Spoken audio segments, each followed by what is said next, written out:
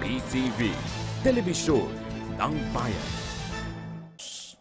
Samantala, sa ibang balita, pinangunahan naman ngayong umaga ni Department of Tourism Secretary Wanda Tulfo Teo ang send-off ceremony ng Star Cruise ng Superstar Virgo sa Maynila.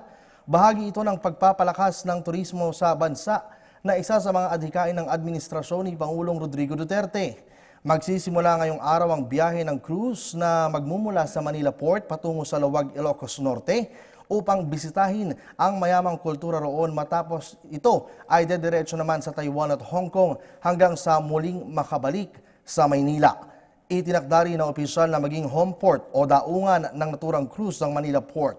Una nang sinabi ng pamunuan ng cruise na malaki ang maitutulong ng barko sa mga biyaherong Pilipino dahil bukod sa hassle-free, visa-free ay wala ring limitasyon ang pwedeng bit-biting bagahe ng mga pasahero. Para maging updated sa mga balita, maaari nyo kaming sundan sa aming social media account www.ptvnews.ph at sa aming Twitter na @ptvph. At yan ang mga nakalap na balita hanggang sa oras na ito. Para sa PTV Newsbreak, ako po si Kirby Cristobal. Magandang umaga.